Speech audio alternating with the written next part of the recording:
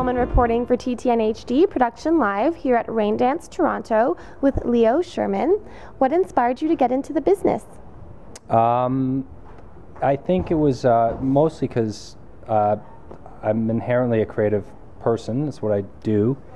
And I think what happened was that both my parents are fine artists. They're painters. And my grandfather was a violinist, and I felt like my whole childhood growing up, I was surrounded by creativity, and my role models were people who earn their living being creative artists, but I think I was wary of getting into their worlds just out of fear of competition and wanting to do my own thing.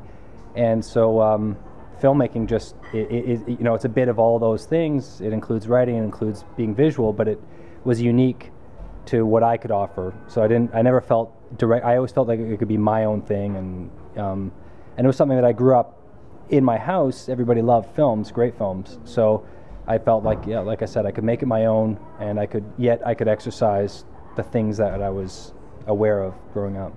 With your parents being in the arts, have you been able to collaborate with them at all, or do you get their opinions on visual aspects of your projects? Yeah, I mean, I always bounce ideas off them, and in the previous films I've made, I've definitely, you know, I've had them watch it, and I like to hear what they think, and but yeah, I don't collaborate in any way with them, but I definitely, it's a constant feedback. I'd be silly not to want to know what they think of ideas, and also in terms visually, yeah, like, I mean, there's lots to be learned from more traditional fine art in terms of filmmaking. I find it's a bit of a lost relationship between painting and filmmaking now. So there's always things I can get from them that. What was it like to win a few Geminis? It was very surreal. It was, at the time, it was totally shocking and surreal, and I don't think I fully recognized, in a weird way, what an honor it was. Mostly just, I think, because I was naive, and we didn't expect it. I truly didn't, for real, didn't expect it. Actually, I thought the other thing was going to happen. I thought the show we made, it was called Cocked Guns.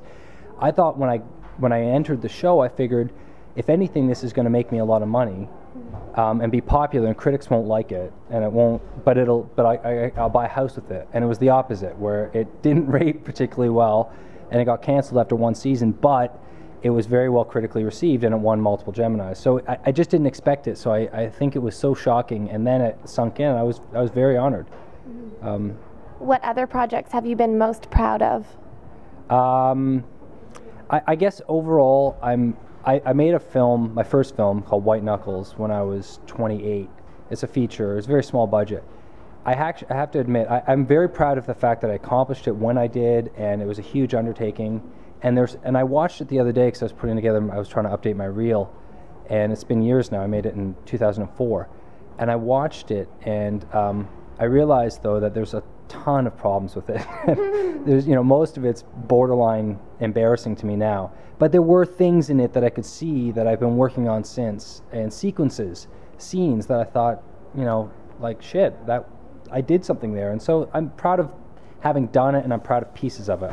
I can't say I'm proud of it as a whole. What advice would you give to an aspiring filmmaker? Do. It's the, was it Yoda? There's no try, there's only do. But yes, it's action. You have to take action. There's no, and I still suffer, you know, I still go through it myself, and I'm working on a couple of new screenplays, and you always struggle. You sit there, and it's easy to gestate, and it's easy to think, and it's easy to plan, it's easy to watch things, and think about, oh yeah, that's the kind of thing I want to make now. The hardest thing to do is to actually take that action and commit to it and deal with it. And usually we don't take that action out of fear of failure, which I think is ongoing from what I gather from mature artists in all cross disciplines. It's the same problem. So just do it, deal with it. It's like, you know, you're going to make mistakes anyway.